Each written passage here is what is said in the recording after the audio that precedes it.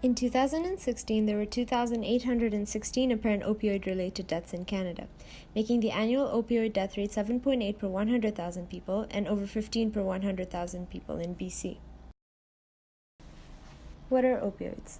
Opioids are a class of drug that include natural, synthetic, and semi-synthetic narcotics. Some of the most known opioids are heroin, a semi-synthetic drug, fentanyl, a fully synthetic drug, and prescribed pain relievers such as oxycodone, hydrocodone, codeine, morphine, and many others. Opioid pain relievers are generally safe when taken for a short time and as prescribed by a doctor, but because they produce euphoria in addition to pain relief, they can be misused.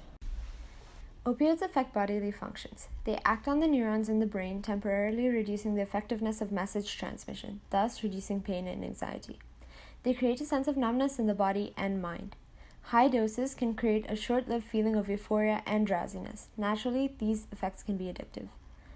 Opioid abuse and addiction can have negative mental and physical effects, such as nausea, vomiting, weakened immune system, slow breathing rate, risk of choking, and more.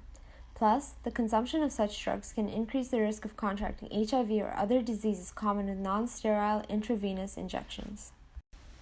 Fentanyl is a man-made opioid that is more toxic than most of the other opioids, and it can be prescribed by a physician to help control severe pain. Fentanyl is around 20 to 40 times more toxic than heroin and 50 to 100 times more toxic than morphine, which makes the risk of accidental overdose higher. Increasingly, fentanyl is being detected in overdose deaths in BC. Shipped illegally from Asia, fentanyl and other drugs are being sold on the streets. In 2016, BC's provincial health officer declared a public health emergency in response to the rise in drug overdoses and deaths.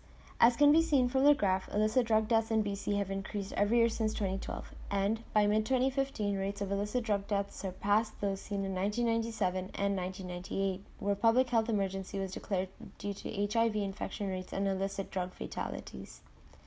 The most recent epidemic is characterized by the increasing proportion of deaths in which fentanyl has been detected. Fentanyl was detected in 5% of illicit drug deaths in 2012, and this has increased annually, reaching 60% in 2016. This is an example of some counterfeit OxyContin pills that contain fentanyl. The other version that we see is powders, and this is an example of fentanyl powder, a kilo. And that's a kilo of pure fentanyl? Yes, it's enough to make 1 million pills. So how much fentanyl does it take to kill someone? As little as 0.5 milligram. So let's do the math. 0.5 milligram, that means that's enough to kill 2 million people right there in that bag. Yeah. So that is how strong it is. Where is this stuff being manufactured? In China. And it's coming into Canada through our mail system. We have millions of pieces of mail that come in from China every week. And to go through every one of them is pretty difficult. I think it's only a matter of time before it shows up in other parts of the world. It's already all through the United States. This is a long overdue action for government to take.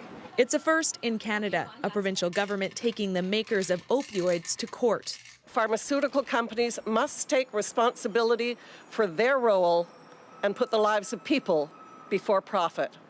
From addictions treatment to emergency response, the costs to the healthcare system are substantial. BC wants to be compensated, but won't give an exact figure. We can't yet know precisely the financial costs incurred by British Columbia as a result of the actions of these firms. The costs are rising every day. This lawsuit was initiated in August 2018 by BC's Attorney General.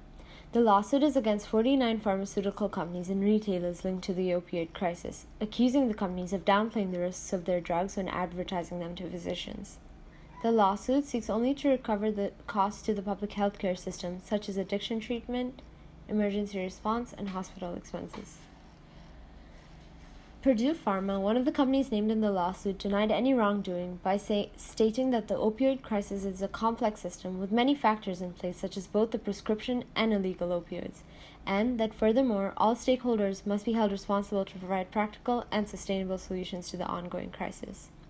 There has been speculation over whether the lawsuit will have an impact on the overdose crisis, since it is one that needs an urgent response, whereas lawsuits tend to drag out for decades and could potentially be diverting resources away from the frontline response solutions.